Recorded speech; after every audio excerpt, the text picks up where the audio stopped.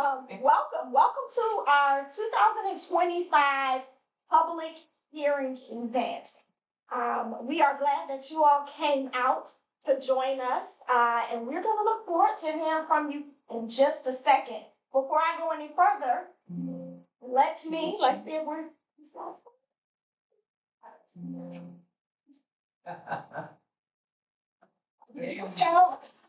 All right. So before I go any further, let me introduce Steve Zolas, who is our Chief Executive Officer here at Senior Services, and I am Charnita Waters. I am the Chief Operating Officer here at Senior Services, and I get the pleasure of working alongside of Steve. Our goal today, as I share at the top of the conversation, is to really gain suggestions and insights from you all in the community for our 2026 strategic plan. So your input is valuable. We're going to look forward to your comments, your questions, what you see for the needs of older adults and for caregivers in this area of Hampton Roads. And for even those of you all who are here and online, we welcome you all too. Thank you for joining us online. There's a number of ways that you all can connect. We have guests right here in the room. You can also join us on our Facebook page. We are on Facebook Live. We have a Teams link right there in the Zoom, and we'll be monitoring the chat. So as you have questions, especially to those who are online, we welcome you to please put in your questions.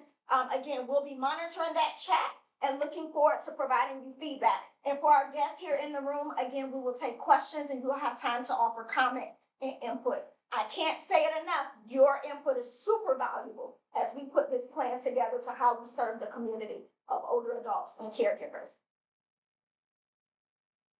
But before we go further, let's give an opportunity for those who know us best in the community to just share with you all who we are as an organization.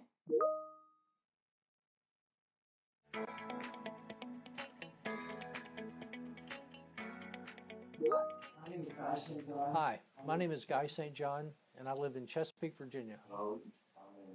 Hello, my name is Arthur Hall, and I live in Suffolk, Virginia. Hi, my name's Patsy Bragg. I've lived here in Norfolk my whole life. Our family is fortunate to participate in the Senior Services Senior Companion Program. I love being a part of the Veteran Senior Citizen Care Program, and it's very nice for veterans to get this program. Well, Meals on Wheels, it has been a godsend for me. It keeps me to where I eat proper, proper meat, vegetables, and stuff like that. The food is delicious. Well, we've been involved with Senior Services and the Companion Program for almost 4 years now, and it was a result of a diagnosis for my wife with Alzheimer's, and the realization that I could not do it all. Care for her, work, expect her to be okay during the day. And so Senior Services has stepped in with a variety of things that have been hugely beneficial to me and to my wife, such as respite care, which allows me to go to work during the day and realize that she is in competent, loving, caring hands at home. We haven't used the services of transportation or meals yet, but I know that those are still out there and a resource that would be available possibly if I needed to reach out and take advantage of those. Well, the Senior Citizen Care Program has really made me more efficient in my home. And having Ms. Carol as my caseworker, she's really did a lot for me, and I can make my own decisions as far as my health care. My Meals on Wheels, they get delivered to me twice a week. They get, the entrees and all this, and it's very nutritious food. It's very good, and the people that deliver, they're so nice. A lot of times that's the only contact with people that I have. The people they call, we chit chat for a minute, and then they knock on my door and we chit chat again. And they've been so helpful. I'm very thankful to Senior Services of Southeast Virginia and the Senior Companion Program for the care, the assistance, and the dedication that they have brought for the care of my wife in our home. Thank you, Senior Services, for helping me stay in my home. I just love the program. Thank you, Senior Services, for the Meals on Wheels. You've been a blessing. Everybody there, the drivers, deliverers, and all that. Oh, y'all are so wonderful.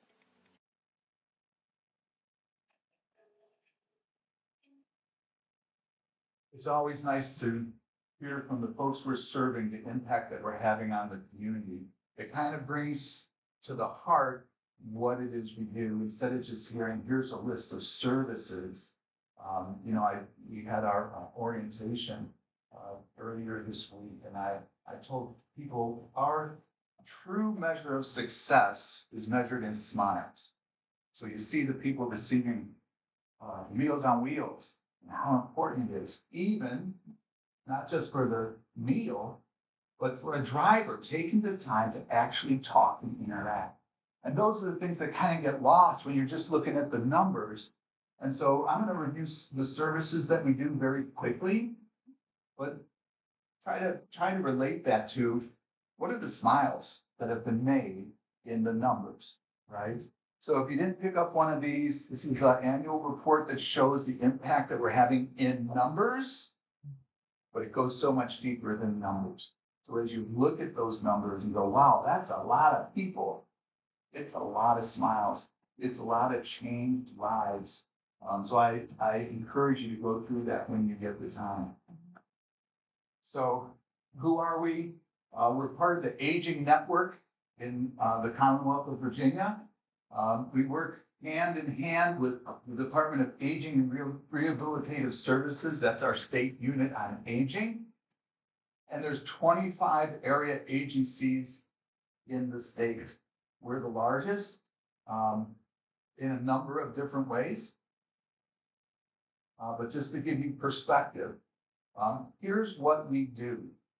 And if you can just walk through this: home delivered meals, caregiver support, I-Ride transit, in-home services, resource finding, senior companions, housing and homelessness, technology coaching, veterans direct care.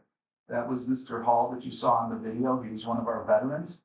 Benefits counseling, wellness, ombudsman program, emergency assistance, caregiver support, and care transitions.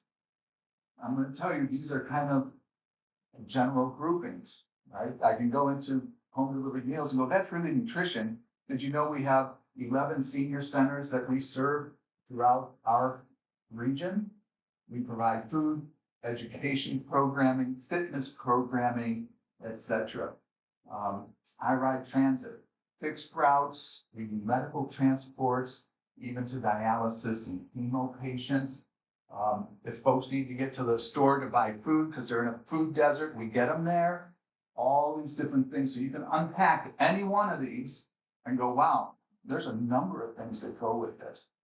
And I wanted to show that just to let you know we're doing a lot in the community. And with the folks that we have, we ask a lot of our folks, a number are over here at this table. We ask a lot because there's a huge need in the community.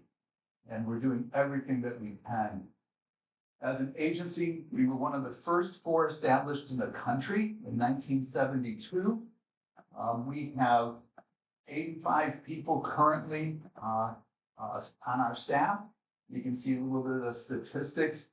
49% are over the age of 55. So we're walking the talk when we're saying, look, there's value to older adults. We understand that. And they provide a lot of our working base. We serve 8 jurisdictions. You can see them here: Virginia Beach, Norfolk, Portsmouth, Chesapeake, and then as we get into Western Suffolk, the rural areas of Western Suffolk, Isle of Wight County, Southampton County, and the city of Franklin. So over 2,000 square miles. All the services we provide are provided in all of these jurisdictions. So I wanted to just give you a brief where I see our community as it relates to older adults in the older adult community. The last number of years, you may have seen the op-eds I've had in the paper saying, look, we need to raise the bar here. We've got a lot of older adults that are coming into retirement, getting into fixed income, and trying to let people know there's a crisis at hand if we don't do something. Well, my humble opinion, we haven't done enough. We have a crisis in it, and it's going to get worse over the next 10 years. So why? What are the indicators that there's a crisis at hand? Okay, first, we have the economic downturn and the cost of living. So if you're, and I'm going to say, crisis in aging doesn't necessarily affect every older adult in the community. There are older adults who are well-positioned. They can weather this storm. Typically, young families can weather this storm because they're still working and they're getting increases as they can at their work. Our older adults who are on fixed incomes don't have that kind of navigation system, right? They've got these waves coming and they're going, I can't even turn my ship. I'm set. And these are the indications for us looking out and saying, how can we help? How can we put a beacon out to help people navigate this, right? That's what we're trying to do. Indications that we're in crisis: economic downturn, which hurts a large portion of our senior population; cost of living increase, not just the standard increase. Most people plan for a standard increase. As you all know, it's ridiculous, the cost of living over the last few years. Then we have housing. We have a severe shortage of affordable senior housing. Everybody knows it.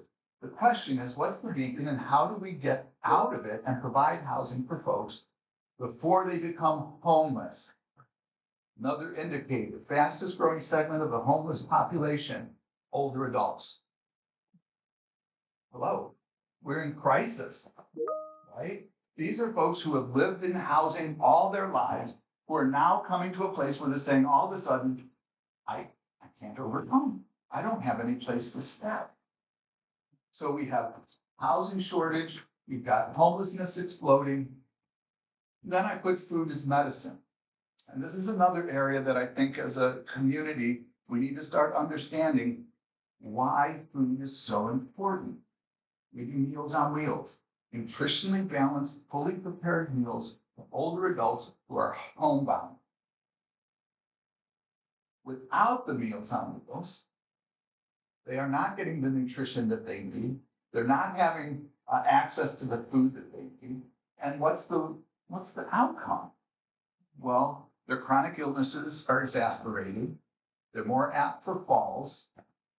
They present more acutely in the ER. And the bottom line is, again, my humble opinion, it's slow starvation, right? And it leads to premature death. There's no other way, to me, there's no other way to think about this. And so we have, last count, we have 50 people on the waiting list for home delivered meals as an example. That's 50 people who we walked out and looked at their situation and said, nope, they don't have a caregiver to prepare the meals or bring them food. Nope, they can't prepare meals or access it on their own. Nope, what's in the refrigerator isn't cutting it. And we can't help. We just don't have that kind of funding. Now we're helping a lot. We're helping a lot of older adults that need the home delivered meals. But in this situation, That's growing by leaps and bounds. And the funding isn't. And then we have the technology gap. Right? If you leave your cell phone at your house, how long does it take you to figure out you don't have your phone? 5 minutes maybe, right? Where is it? And then what do? You go back to get it, because without your phone today, you're cut off from society. You can barely function, right? Well, a lot of our older adults have been left out of the technology advancements from the start. The technology advancements are typically done by young people, with advancements for young people, with the typesets that young people can read, right? And we're trying to catch that up. Because when you're socially isolated through technology, it increases your social isolation. And we know now social isolation is a key indicator for depression.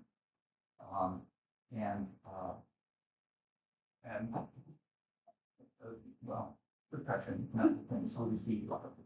So that's my perspective on where we're at as a community when it comes to our older adults.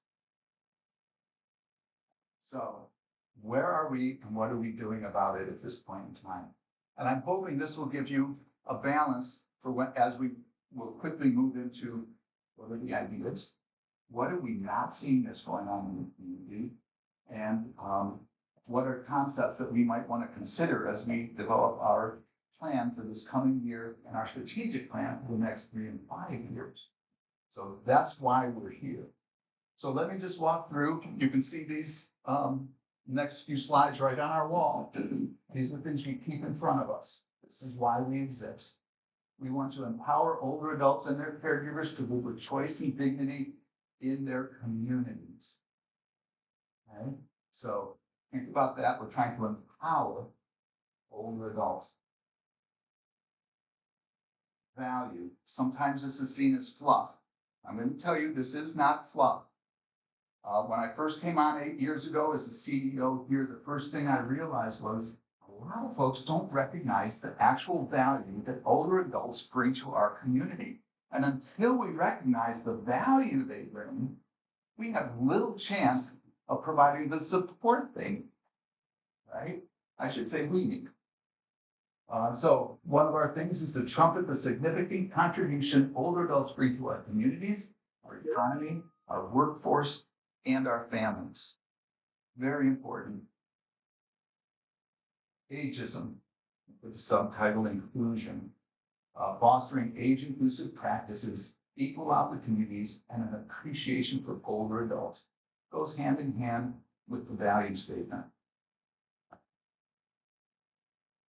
Equity and aging. This is where the rubber starts to meet the road, right? We recognize the value, we turn away from ageism, and now we want to ensure our older adults receive an equitable share of respect, assistance, consideration, and financial support. And I put under here advocacy, and this is where everybody can participate with us. We have a group called the Capitol Hill Club, where we teach older adults to advocate. What are the issues that are going on now that our leaders in delegates and senators need to know in order to provide equity and aging for our communities? I've already talked a little bit about food insecurity. It's a serious situation right now. Our goal should be to end hunger among our elderly. I also talked a little bit about affordable housing and homelessness. It's a serious, serious situation for our older adult population right now. And we need to do more than just try and build our way out of it. So we have shown that we can renovate facilities that are not in use. In Franklin, we did a historic renovation of the Hayden High School, turned it into 28 truly affordable housing units, a community center, a transportation hub, and a medical clinic. So, so there is housing stock that's available that we're just not thinking creatively in how we can utilize those to get past this affordable housing crisis. And then finally, social isolation goes right to mental health. One of the big things that are on a lot of people's radars today is how can we help the mental health situation from our kids all the way to our seniors? And, you know, if you look at this picture, a lot of times you say, oh, I'm on the outside looking in. Well, for our seniors, they're on the inside looking out and going, things are going on, but it's all black and white. I'm not involved. I can't get out. I can't participate. And I think that picture speaks 1,000 words. So that's where we're at. You see the services we currently provide. You see the number of people in this document that we're affecting.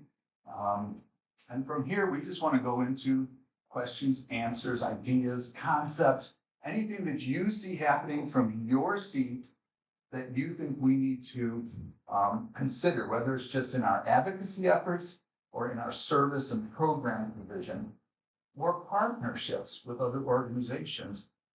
Whatever input we can garnish from this group, we appreciate. So, thoughts, ideas? Because I'm gonna have to get out of here and get my friend at Westland who's there for a community advisory committee meeting.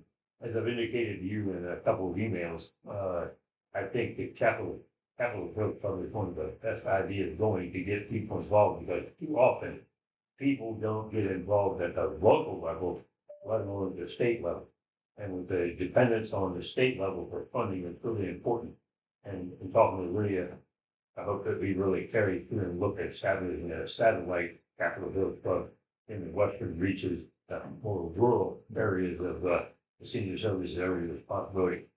The second thing is relative to the iRide program and its effectiveness. I'd really like to see a look taken at the Smithfield area and see how it can be improved. And then the most important one, though, I think, is with the veterans community, wherein that federal legislation restricts it to people 60 plus. And I'd like to see senior services through the Commonwealth Council on Aging become the spearhead to get Mr. Whitman, Ms. Jen Higgins involved in getting that legislation amended so that veterans with at least a 50% disability regardless of age would have access to iRide services free. So I really appreciate that. And super excellent comments. And we will be advocating for opening up our iRiding. We've done so in the past, and actually we've been slapped in the past because we've opened it up and said, look, we're going somewhere. Why can't we take this person? But as you know, that currently the funding comes down in specific areas.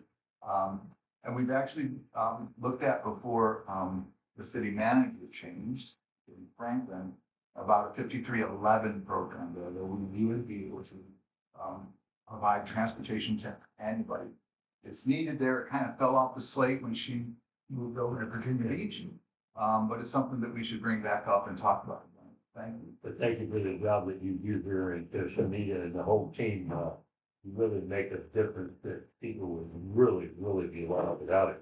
And remember, folks, go talk to your local government entities where they give tens of millions of dollars to educate school children, Come up here. and seniors are increasing at a greater rate. For instance, in Alawite County, we have 9,000 seniors.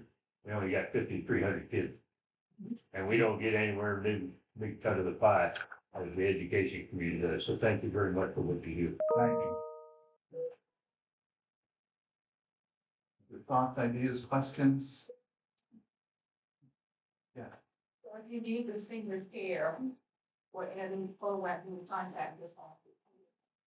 Yeah, this is an excellent place, especially for folks who just don't know which way to turn. I don't know what resources are available. I don't know what all my situation is, right? I need to stand in front of this. So that we have our resource specialist. You call the number, the first thing they do is they will direct you to the services you need, right? Whether we have them or somebody else has them, that's their job. They know the community, they know what's available, and they will direct you. If it's ambiguous, they'll direct one of our options counselors to come out and meet with the older adult or the caregiver to talk about what are the actual needs. And you didn't know it, but you could use some meals as well as transportation to your medical appointment, right? And the job of the options counselor is to draw that out, to figure out what are the resources that are available. We call them options counselors and not case managers, because all they're going to do is give you the options. You need to choose. They'll make the connections for you if you want them to, but we're not going and saying, oh, you need this, we're gonna put you on this, we're gonna put you on. We're gonna say, here's what's available. What are you comfortable with? Right. It's kind of maybe a follow-up to that earlier question. Because that's been something that I think your organization has been a challenge for years, which is how do you let people know what you do? You know, that this breadth of services and, you know, and really if you call, what kind of answer you get and what happens? And so that continuous challenge of telling your story, Yeah. so that these numbers, really increase. Yeah. Yeah, and you're right, it's an ongoing situation for us, because most of our dollars that we receive, whether it's through grants, whether it's through the state or other opportunities, come with restrictions. You can use this for so many meals, you can use this for so many miles or transports. And very rarely is it, oh, administratively and marketing wise, you can let people know, right? For awareness, we just get a pinch. And so it puts us in a very difficult situation, but organizations like that are here and the individuals that are here, we're hoping we'll be able to spread the word as well. So I get a lot of calls personally from folks who are saying, you know what, I've got this constituent, or I've got this neighbor. What can we do? So now the person who knew about us is able to share and go, oh, you know what, you need to call this number. And I'll usually give them a person. Or if they give me an email or a person, I will transfer that directly to the person on our team that can help. So that they'll contact me and be able to say, here's your options, or here's what we can do. How do you handle it? So yeah, it's a great question, something we battle. I will say, in the past 2 years, we've recognized that outside funding is not going to even begin to meet the need that we're seeing. So we've started our own fundraising opportunities. We've had a gala now for 2 years. We've raised about $200,000 in those galas. And we're looking at ways that how can we further develop revenue streams, because as a community, we need to ensure we're going to get the assistance that we need to help the people we want to help. So we're putting our oars in the water too, and saying, how do we manage this? Yeah. I'm a broken record when it comes to this, but the services offered seniors in Hampton Road is not the work of one organization. And I noticed in your annual report, you're highlighting our partners, and they're the people who help fund. But how many collaborative partners do you all have that are actually providing frontline services to seniors? The Mayor's Commission on Aging in Norfolk, and the Mayor's Commission for People with Disabilities have spent about 10, 15 years in identifying a resource guide. I know there's been some effort here with No Wrong Door and a variety of things. And what we've discovered is it's creating, there's a need, there are the providers, and never will punch a need. And what we discovered was in today's world, the success has been through a personal relationship, basically what you just said, about you receiving a phone call and then referring it. But if we could get the several hundred organizations that are out there to work collaboratively, then we can hopefully create a network of services. So yes, I think it's important for all of the nonprofits to recognize the financial support, but what can we do as a community to enhance those and open up this pipeline of a lot of agencies that are close to, especially in today's world of a redirection of federal funds. A lot of these agencies that are out there providing service on a daily basis are vulnerable to closing the door because of the restriction of funds, the fear of the lack of funding, the paralysis that's occurring in the community. So I think I'd love to see another diamond up there about really helping to reinforce and support those provider services as collaborative partners, not as funding sources, not as agencies that are out for the money, but how can we add the synergy to a regional support of seniors? And recognize the seniors are not, and you've heard me say this numerous times, if you take the philosophy, the seniors are not a problem to solve, the seniors are the solution. What we discovered on April 18th is we had 50 agencies that came together in a common goal of looking at how can we enhance our programs, and we've gotten some valuable information. And as the Mayor's Commission on Aging to Norfolk, we're making a commitment to communicate that information to those agencies and then pull them back in the fall. So I think those are some of the efforts that I think encouraging the people that are out there that are serving these people, to pull them together and help strengthen them instead of creating competitive services or competitive fundraising. And I'll just, And I felt reiterate that, no, that's beautiful. You know, without partners in the community, we can't reach and serve the numbers that we serve. So, partnering with each of the cities, each of the jurisdictions is part of what we do. I will say there's a number of resources out there, No Wrong Doors. There's the Unite Us. There's one other, I can't think of the name now, but they're more online, right? Cost benefit to that. But we've got to get a technology gap too, right? So what do we do? Print, we do virtual, etc. But I agree, being able to connect with as many people as we can, letting people know what the services are, super important. Yes, ma'am. So going back to your question, I have learned word of mouth when it comes to AIDS means so much more. Just that personal touch, just a smile of talking to someone about what they ask. It has been a blessing to me to be able to be with the Ombudsman Program and with the Alzheimer's Association. So we have our support group meetings. We are always promoting senior services because when I have not used them yet, and I'm 70 years young, but I plan when that time comes, I plan to be able to advocate still for other people. So the people that I'm mostly around are our ages, and the more that you know, the more that you can share. And some people don't even want to know, but I give it to them anyway. And then tell them if they want to get when they need it, they know. Yes, ma'am. Yeah. Yes, ma'am. Yeah, yeah, it's like, how do we build this army of ambassadors? You know, because you just can't print enough of these, but that word of mouth, that's a great thing. It's so important. I don't want to forget, we do have people online. Do we have questions or any input from online?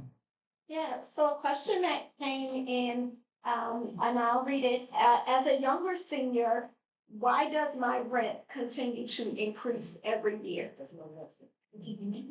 Right, so you're hearing someone's voice about not only the economic difficulties, but the housing difficulties in Michigan, right? So this could be 1,000 different people who could have contacted us and had this exact same question. So the question becomes, what do you do about it? We've really seen a turn since COVID, not because of COVID, I don't believe, but since COVID, all of a sudden the prices of everything has skyrocketed. And think about that for older adults. Housing, food, medication, insurance, everything. Right? So why is my rent going up? I wish I could tell you how to get the rents to go down. But you know, this is the reason we're advocating for um, more affordable senior housing, right? We don't want to see that person in 2 years on the streets. So, you know, what can we do? We need to be able to expand our housing stock. We can do that. I mentioned about rehabbing facilities, but there's also housing stock that's available in individual homes who have a garage or an extra building that they would renovate if there was less restrictions, right? How do we incent people to do that rather than stop people from doing it by making it so difficult on the, especially on the local level, to expand the housing stock in that way. So those are things that we're working on. If the supply expands, theoretically, the rents will at least stabilize. But I think, Yes. sorry, I want to say that in reference to that question, maybe that person who's renting or whatever, they need to have a conversation with the person who owns the building. Have a conversation, sit down and say, hey, is there a way that you can give the seniors a break? Can you give this? It's not going to hurt to ask. I've always That's- done that. That's good. What happened? No, they said Nothing. nothing. Nothing. Okay. It's also at talking to peers, lately, the people down on it. Are their costs going up? It's not very good now. Oh, yes, all over the board. I want to ask, the place you renovated, you said it was a school or something, did you have to buy that building? Yes, at a good discount. However, and that deal was made before I came into play. My perspective is that community should have donated that building to us, Yes. right? Because we bore the cost of removing asbestos. We bore the cost of the renovation. They would have had a significant cost to tear that building down, which is where it needed to be if we didn't do something. And if they gave us the building, they probably would have saved over $1 million just in not having to tear it down, right? But everybody's got their budget, so they're gonna get the best deal they can and still serve the community. It worked out, but I'd make a shrewder deal next time. And what's with all the warehouses and things, like in the industrial park, all those buildings, and they're just there for years? What's the deal that they can't be used for something? You know, I went to a conference, the Leading Age organization put on a conference, and they put up a chart about the need for housing. It was astronomical, and their conclusion was, because there's very limited capital for private organizations to do something like that, they said it's really the place where not-for-profits should be able to jump in. I don't know all the details, it was just a presentation, but it made me think, first there's a difference between a municipal building that's owned by the city versus a private owner, right? And sometimes they'll hold on to those buildings until things turn around, and they can put a shopping center in, things like that. We are looking for opportunities to help with the housing crisis as our organization. We've learned a lot through that initial renovation. As you astutely pointed out, in structuring the deal, but also in walking through the construction and the reconstruction, the deconstruction, working with investors, working with the banks, to figure out how can we do this thing and make it work for our older adults. It can be done. We've learned a lot. So we want to be at the table, even if it's just to say, don't step in that hole, we stepped there, right? Or to be part and parcel to the project itself, if we're at a place to be able to do that. But housing and affordable senior housing is significant enough where we want to be a player. We see the need in the community. We need somebody, an organization to step up and do it. We have been in conversations with an organization that does house share. So an older adult who has a house, they can't downsize because the interest rates are so high that to downsize doesn't make sense. It would cost them more to move into a smaller house at this point, right? So what do? Well, house sharing gives that opportunity where if we can match somebody that's in need and they want to, for lack of a better term, rent a room, we may be able to, we're just in conversation right now, we may be able to be that matchmaker to go, we've got someone that thing, they need a house, they can't stay in theirs for much longer, and you can't stay in yours for much longer, let's work together, right? So I hope you see the creativity that's going on among our team to be able to say, what, how can we help with this? What can we do? Yes. So I just want to add a comment to Steve. You talked a lot about the advocacy and how we have Capitol Hill Club and really pushing the message to advocate for change. And so I'll add to the question about rent increase, maybe something to take into account and consider for Capitol Hill Club is evaluating how to sort of come up with some language to share with our local council across the many service areas to what does a rent cap look like? Because right now there is nothing in the regulations from city to how much a private owner can increase rent. And there is no guide that tells you how much. So maybe that's something to consider for Capitol Hill Club. So I have 2 questions that have come in the chat. So if you wanna go. So the first one is, and I'm gonna read it verbatim. You are now offering an app for transportation services. However, the availability of the services seems to have decreased. If an individual tries to call and leave messages, unfortunately, those calls are not being returned.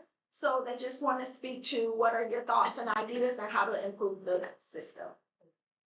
That's a very good question. So we have an app now, so people don't have to call to schedule a ride, right? Which simplifies things dramatically. Seems like availability has decreased. Well, really what's happened is demand has increased. Our staffing has stayed the same. So we're trying to keep up, right? If a call's not returned, that's unacceptable. No question about it. We keep track of what we call abandoned calls. Our goal is 0 abandoned calls, right? Someone calls, maybe they're on hold too long, right? Things like that. They don't get the service that they requested. A lot of those are people who call, they're waiting, they hang up, they call, they're waiting, they hang up. And so we get multiple abandoned calls, even though it's the same person.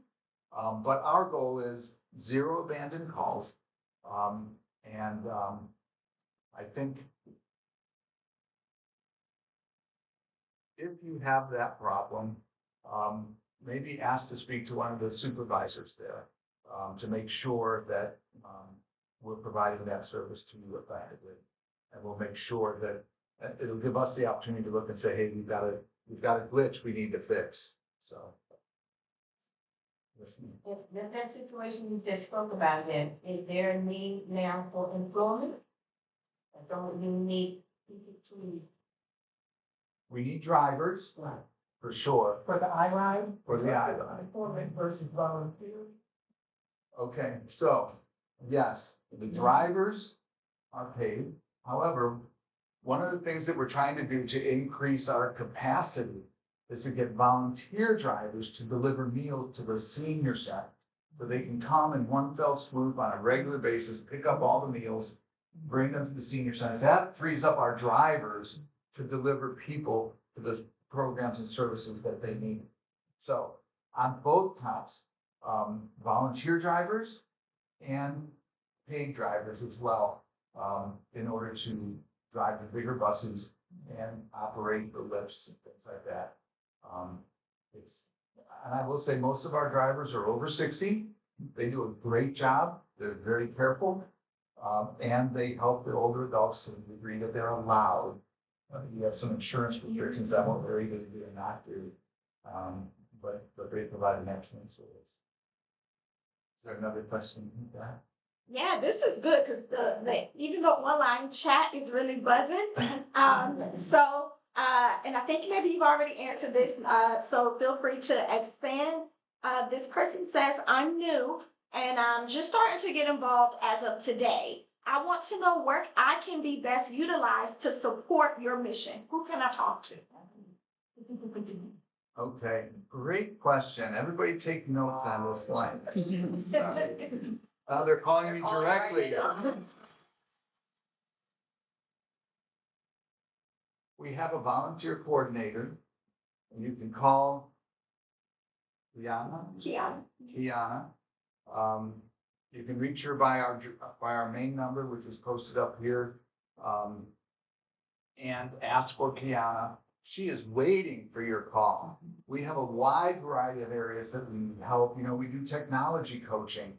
We need coaches to help serve other seniors in learning technology. As we mentioned, we need drivers and such. We need people at the front desk. Any place that we can utilize a volunteer helps our mission. I told you we had our orientation for new employees and volunteers earlier this week. And I reiterated to them, it doesn't matter what seat you're sitting in. If you're a bookkeeper, if you're a volunteer at the front desk, you are as responsible for the smiles that are coming out for people that are receiving services as the person that's handing the meals to them, right? It takes our whole network to be able to provide that kind of service and those kind of programs to our constituents. We should say his phone number. The phone number, 461-9481, 757-461-9481. It's on the back of the. It's on the back of that, and I will back this up. It's KH. Oh. There we are. The phone number's on the screen for those of you who are online. You can see that as well. We posted Kiana's email in the online. For those of you all who are in the room, it is kdavis, DAVIS @ssseva.org. So Kiana Davis, and she's our volunteer coordinator. Right now to come in, yes. I don't know, it's not part of our agenda. Let's get through the questions. I'll take another question that came in the chat. Someone mentioned earlier, seniors are the solution. Are there any programs in HR, human resources, that are collectively tapping into the skills and experiences of retired people? I feel there is so much untapped potential for older adults to be a resource and bring solutions to many of the problems our region is facing. I'm sorry, HR was Hampton Roads. What HR stood for Hampton Roads. I stand correcting. Older adults are a resource and bring solutions to many of the problems our region is facing. Is there interest in that? If so, I'd like to be a part of that conversation. So really quickly to recap again, are there any programs in Hampton Roads that are collectively tapping into the skills, the experiences, and the talents of retirement community? Excellent question. The answer is yes. We're working with the workforce development team to develop a track for older adults to get back into the workforce. The tricky part is we have to educate our community, our business leaders, as to how they need to adjust and change in order to take advantage of the older adults who want to be in the workforce. It's a little different animal sometimes. Not everybody wants to work 8 hours a day, 5 days a week, and overtime, and et cetera, et cetera, et cetera, right? So if we can teach them that there's great value in adding the flexibility that older adults need in order to provide the support and the services that they require, then we'll be in a really good position to open up that workforce opportunity. So we've had discussions. One of our board members is Dick Price from the Isle of Wight, and he is all about this. So we've had numbers of meetings with the Workforce Council and the team there to figure out how can we start opening this up. I hope that answers the question. And yes, if you want to be part of that process, call the main number, ask for me, Steve Zolas. I want to talk to you. Yes, ma'am. I'm just recently a new senior volunteer. I'm gonna remember this right now, because I think, there's a lot of needs. And I understand all of these people are donors. They donate funds to the senior center funds. It seems like there needs to be more income Yes, to be able to afford some of these things. yeah. So, I mean, this might even exist, I don't know, but I just thought, is it possible to have like a 7 cities day for senior night? And some of these people be out and have their tables and sponsoring, and then, as far as advertising, you got the morning local shows to get the word out, flyers to high schools, even elementary schools for a walk for granny or grandpa, churches, schools, libraries to get the word out. So, And it be, like some of the other sponsored where people walk and they get supported, financially by other people. yeah, where are you volunteering? Where am I What's your volunteering? responsibilities? I just did the emergency mayor Okay. once, so I don't think I did. And You know where I'm going with this, right? No, I mean. You have great I- ideas, I would love to bring you in. as a Yeah, I'm an volunteer. idea person, I- but I don't know how to contact all these. I mean, I could Yeah, maybe no, make the- up a flyer The or first come step up with is, some the different. first step is just take your ideas. Right. I mean, sit around the table with key people and go, is this the avenue?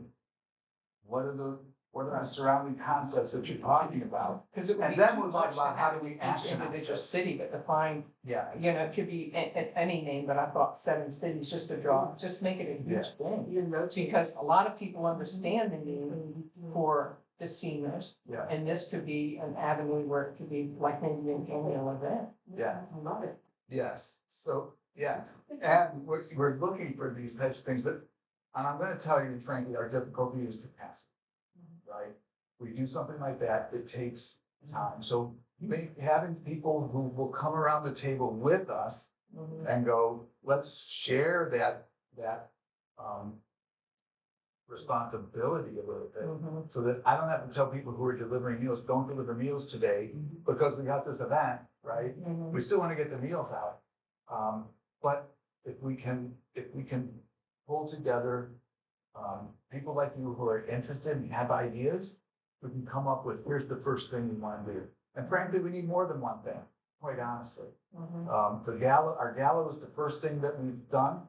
It's not enough, and you're right, there is an opportunity to go, you know what, there's multiple things we can do, and they raise the awareness of the needs of the seniors, and we do have connections enough to bring people together and sponsor. These walks seem to, draw a lot of people. And what better to do it for your own family members? Yeah, Very bad. we'll be knocking on your door.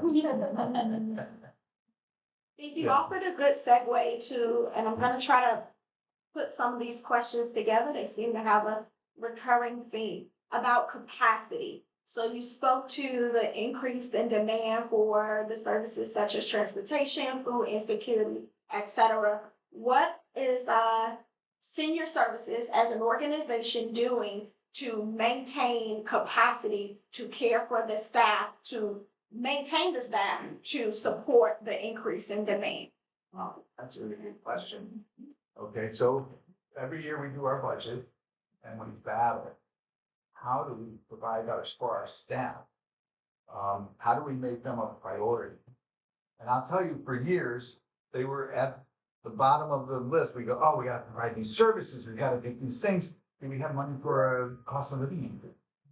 No, this year we maybe we'll do a bonus, instead of an actual cost of living increase. Well, we've shifted that.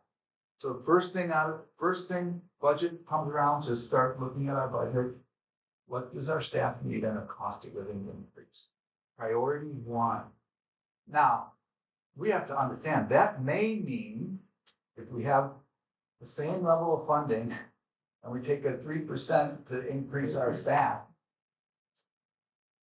it has to give some. Somebody's not getting a meal that would have got a meal, right? But without our staff, our excellent staff, it's not gonna the people that are getting it aren't gonna get what they need in the time that they need it, with the compassion and care that they need to get it. So that's one thing that we've done.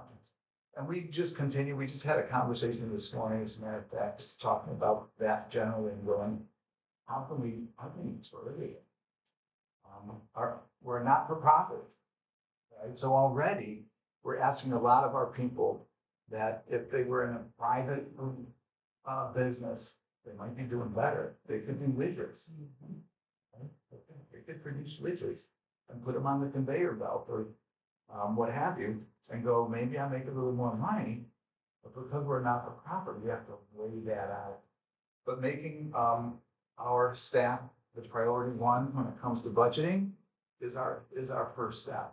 And then certainly, should we be able to get our message out, advocate well, and go, you know what, more dollars are coming forward.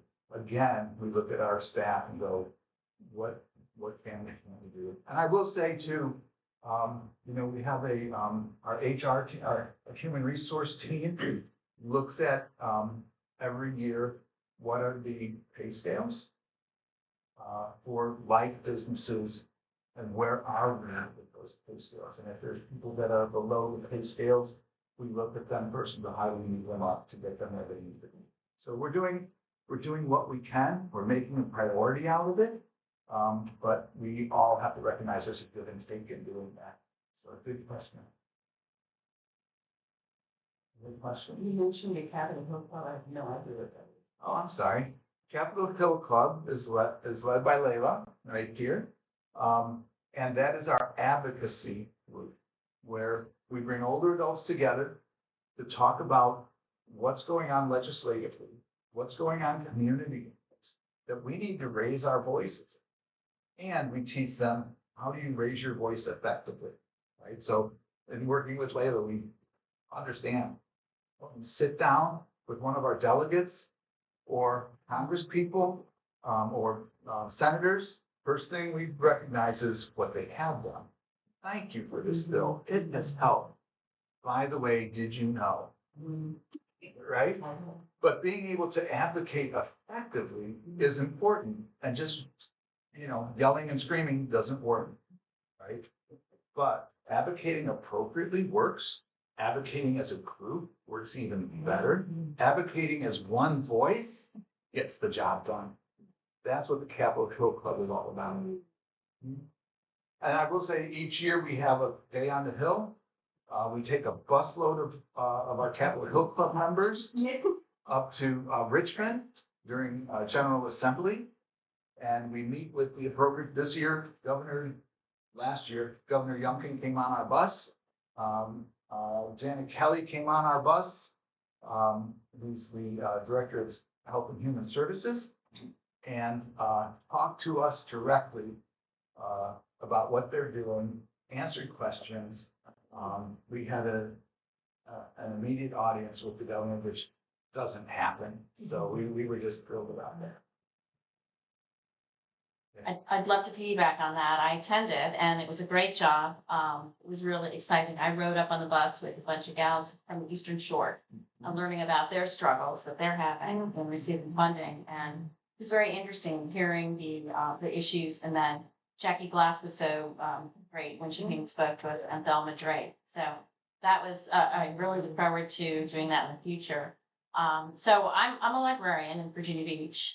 I manage a branch, and I'm also on our Virginia Beach Mayor's Commission on Aging, so I'm really interested in chatting with you over there from the Norfolk one. But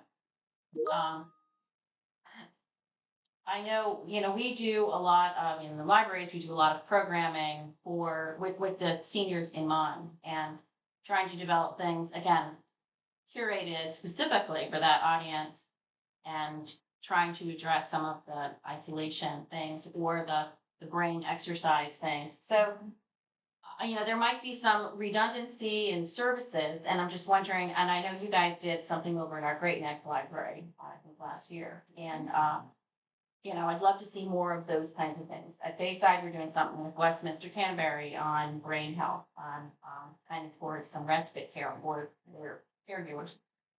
So I think there's opportunities there, where some built in. And again, I mean, I'm Virginia Beach, so it's, I like to look regionally, but I really focus on my service area. My service area does include some of the forward sections of, or even the more at-risk areas of Virginia Beach, the Western Bayside area. And we're looking for ways on how we can engage that community. And how do we get to the people who, most of us who are working in that area of town don't live there, and we're trying to see how do we engage the citizens? And we know that there's probably a lot of older adults living in there in need and may not know the resources that are available to them. Yeah. And that's a struggle with the mayor's commission we have, is how do we impact those folks that need services? And we just had our senior showcase at the end of May. And we had to turn away vendors because we didn't have the space for them. So we had to turn away funding from them, and it directly pays for the event and for our publication of our resource guide, which we just put out. We received no city funding for that, because we're a total commission. So, but yeah, I mean, I'm clearly very much aware of the social isolation. Yeah. So let me make a couple of suggestions. First, let us be your regional voice, right? If you're doing something good, we want to expand that. And if we have something good, we want to bring it, right? Mhm. So I don't know if we did Silver Surfers there for The your Silver group. Sneakers. Silver Oh, Surfers is our technology coaching. Oh, okay, yeah. Right? So where we do one-on-one coaching with our older adults to help them move the needle on their capacity or ability to utilize the internet, basically, right? So it has a whole Now, are you in curriculum. their home with that? We can be in the home. We're really looking at doing things like the library where we can get a number of people together at a time and walk through each of them individually, what they need to do. I need to connect with my well check on with my physician, and I don't know how. Right. Right, or I do it and the voice never comes through. And you see, and that's the kind of thing, so in our libraries, we do tech help. People can schedule a one-on-one hour at a time and receive individualized technology assistance with their device, or Yeah. how do I do this? How do I do that? And Right. they make an appointment with us. As long as we know, we get ahead of time what it is specifically they're looking for, and then we can pair them with the right Yeah. staff member. So that's what I'm talking about, some kind of, that's something you probably don't so you don't need to do that. We've got that covered, kind of Right, thing. right, right. So understanding where, what our specialties are, what our things do, so we aren't each reinventing the wheel each time. I Sure. think speaks to some of that regional aspect or coordination of services. You have a mobile library? See, we have a mobile library that comes out to Southampton County, it comes to a certain place every time, Yeah, and that would be, no, we don't have. but you're in the Blackboard, aren't you in Blackboard? No, you're not in the Blackboard library system. What library are you? I'm with Virginia Beach Public Libraries, so I'm a manager at the Bayside Library. They're not connected to Blackwater library system. Not all. Other questions, ideas? I just want to say, the highlight of my life on a quarterly basis for me with the outright team staff in doing an evaluation of how service to our any toxic and being used. It is so cool to have a review meeting that talks about people by name. And I guess speaks volumes of the outright program. It's not the person that is being moved in the bus is not a widget.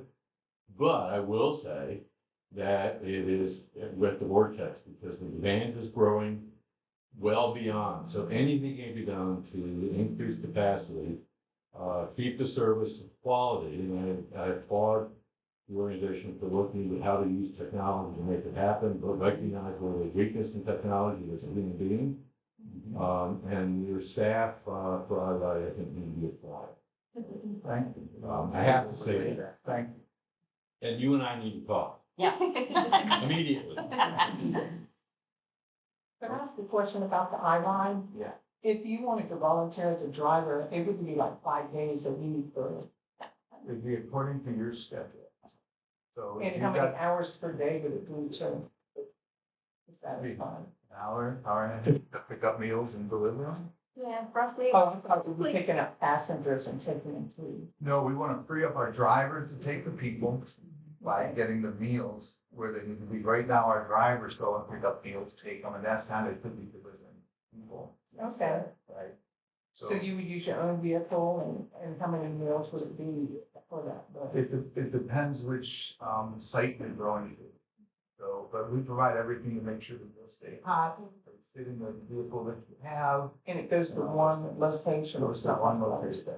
Going to. I mean, if you have time, you could do two, maybe. But But it's picking you up at one location and dropping off at one. yeah. Consistent. So, Okay, yeah, that sounds good. Gianna? Kiana, start with Kiana Davis, yeah. And to kind of piggyback on what Steve shared, we are also exploring, what does a volunteer driver program look like? We saw some success with that in other areas of the state. Even if it's just a quick ride to the grocery store, quick ride to the pharmacy, that one-on-one where, what a neighbor would do for a neighbor, and the driver who's volunteering, maybe going in the same direction, say, hey, I could pick up Miss Jones, we're going to the same place and take her back home. So we are exploring because, again, there's been some best practices across the state to how to increase transportation. Transportation seems to be a very complex issue across the state, and the demand is just growing. So we're trying to think outside the box to how do we increase capacity. And more older adults are being put in for medical review from the police, especially Virginia Beach. And they're having their license taken. So then they don't have any means of transportation. So, that brings up, we've seen best practices in different places where in different instances, there's a teaming with the police department. So it would be fantastic if they have our rack call, be able to say, you're not just isolated, here's where you can call to get a ride. So they don't Yes. feel like, what do I do now? I have to sit in my home. Right. We also have a program, it's called Senior Companions, right, where we team older adults who are maybe more mobile, and match them with older adults who maybe love to go shopping but can't get out. And so we match them with someone who loves to shop, and they take them shopping and they become friends.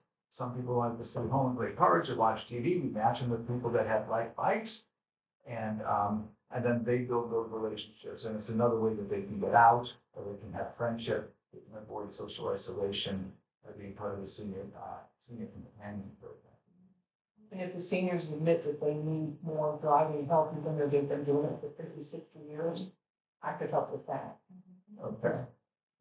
That is my Okay. driving training, so, Oh, beautiful. voluntarily have them. I have a classroom that if anybody wants to fine tune their skills, Right. So I don't. please. Yeah, please, yes. So when these crazy drivers are out there now? It doesn't matter what age you. It's really done. Yeah, age, right. It's more, well, I was telling her, I retired from the in-car training in 2019.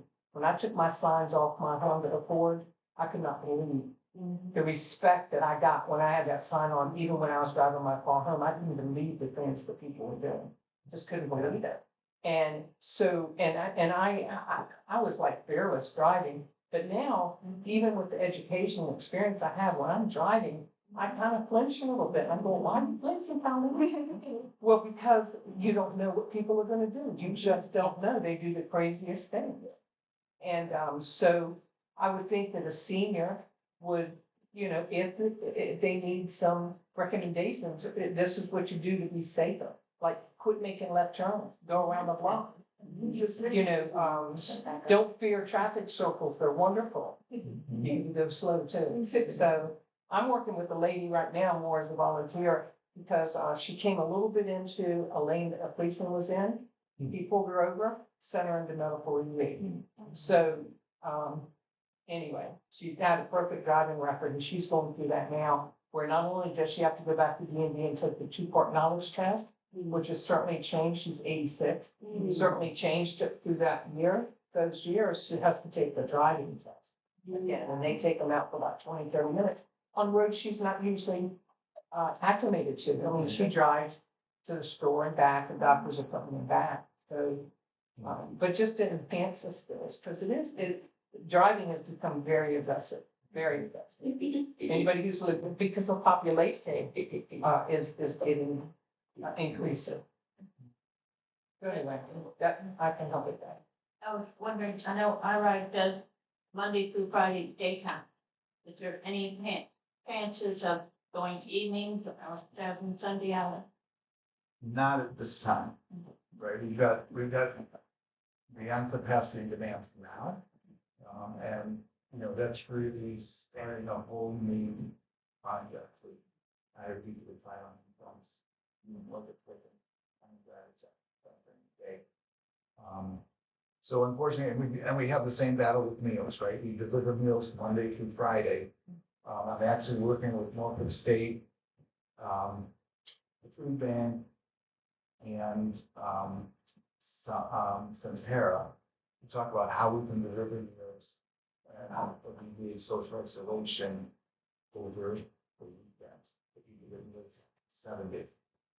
So it's a project that I think is gonna fly, but still have a ways to go to figuring it all out. So I'm not asking too much, where do you live? You'd be Virginia supportive housing, but, what? Support works. Support It's works. in Norfolk. Support Well, works. I'm in Texas, but they have places in Norfolk, Virginia Beach, Portsmouth, Texas. That's one of those suggestions that Steve had. And if you know where you are and if I could be any assistance to you, I will do that.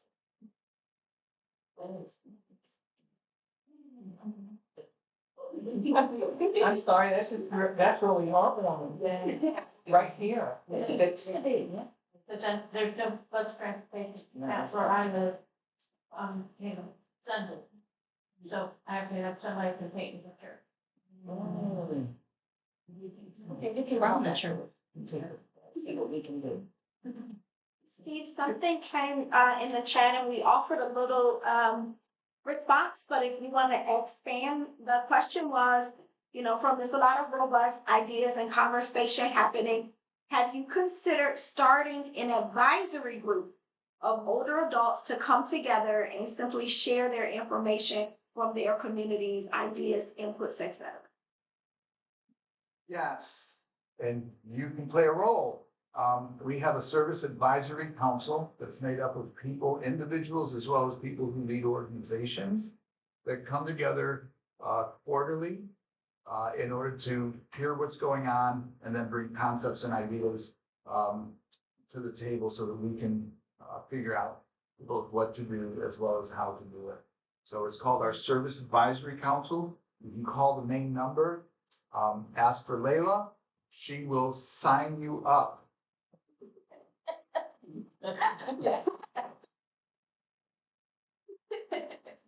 Or I can give you Steve's cell number.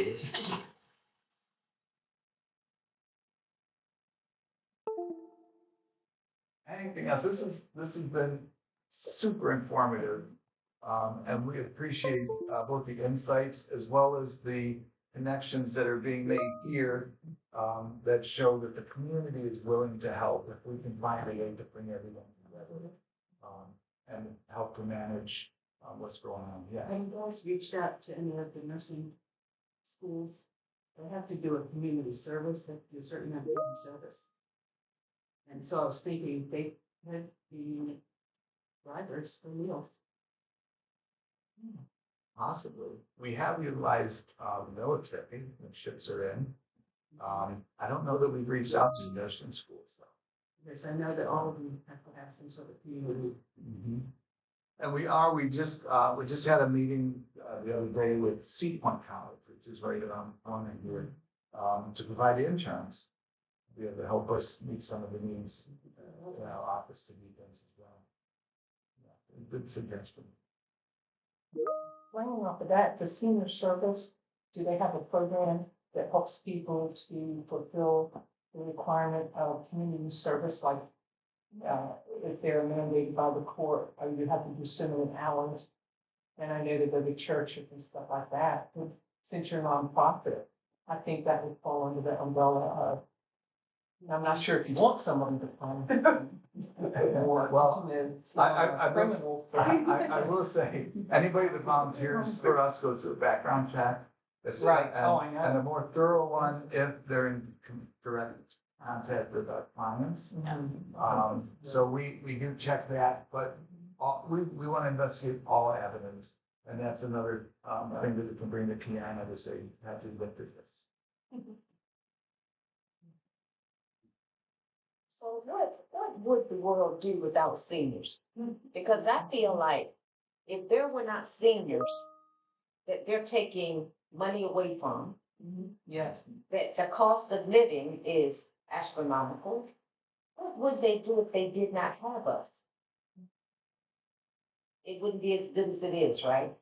100%. And a lot of times it seems like a person on social security just gets a couple of dollars over And then. where they increase their net worth, you know, it's like, I get excited, oh, I'm getting an increase, and it's like, oh. That's all that. You know, you can't, that's exactly. They have their stride. I just wanted to ask you, would it be okay, as we sit here talking, there are so many family members or friends that I'm thinking about that needs this information. So, can I take some of these brochures and have on to the speaker? All of those brochures, the more people that know, the better. So thank you for thinking of that. That means I'm gonna have to have a seminar with them. And I will say, by the way, if you have a group, you know, if your church has a large group of older adults, or you have a group that meets on a regular basis and you want us to come out and talk about our programs or our Capitol Hill Club, that's one of the key ways we get the word out. We just need to know and then figure out how we can go ahead and do that. Yes, ma'am. The thing that made me help with, services in my home as far as repairs and stuff like that, contacts. There's a number of places you can contact. You can certainly start with us. We do have, every year we get so many dollars for emergency services. So if someone's, roof is leaking, their heating's out in the winter, we have a cool care program, basically air conditioning. You can call us, as long as those funds last, we allocate those out. If we can't, there's other, organizations for cutting grass and things like that. Or the city sometimes has, services for that as well. So we'll direct you, to where those are. I was so happy glad you brought that up. Steve, Yeah. the film that we watched, and I asked you the question the first time that we saw it. Did they ever repair that lock that was on that man's door? Yes. I like to very focus on, I was fixated on that lock. Me too. I see. I'm gonna say yes, just because I think it's the right answer. I'm really not sure off the cuff. And also, Portsmouth was left out of that interview of the people that. Yeah, you can only do a few interviews, otherwise we can sit here for an hour. Right, but you have 17. Okay, So we but you do tried to have, spread it out, but you do have Portsmouth somewhere. of course. Okay, all right. I'm gonna hold you to In it. fact, I'll tell you, we just, welcomed a new board member from Portsmouth. She's gonna be fantastic. She's so, excited about Portsmouth and making sure that the reputation is good. She helps run the farm market in Portsmouth, and other things. We just met with her, this week? Early this week. And, I came away from that meeting just so glad that she's on the board. Well, let me get, made it first. How often do we have these meetings? We do the public hearing once a month, or once a year, but as I mentioned, we have a service advisory council, which we would welcome anybody to participate in, that meets quarterly. and we keep up with these kind of things, at the service advisory. Would I get a notice for that? I got this through my, email, but reportedly, would I get? Yes, if you contact Layla, let her know that you're interested. She will send out an invite that will go on your calendar, so you'll know when they're happening, and how you can participate in all of our meetings, whether it's board, service advisory council, or committees. We can always appreciate more when you can be here in person, but if you can't, you can always come in virtually and be part of the program. And I go to those meetings and we're more, a little more involved in this, and staff is able to read, come home and their organization services. And then they're always asked, and what are you guys doing? What are you all doing? What is the things? So they take that back and weave it into what they're doing. So please, we'd love to have. Did you invite the council meeting, Shelby? Yeah. If you want one more question. We would love one last question. Did everybody Alright, hear so that? this is the last question coming out of the chat. Have you all considered a partnership with Uber Eats to provide volunteer or reduce meal delivery costs to seniors? Have not thought of that. Have you heard anything about that I have concept? not. Okay, we have another concept. This is beautiful. Because they may be able to do that, and we do know that there's a lot of older adults who can afford meals, that need meals, right? And so, that may be an opportunity, both for that, and if we don't have the capacity to deliver, it's another way that we may be able to provide. So really good idea. Thank you for that, wherever you may be.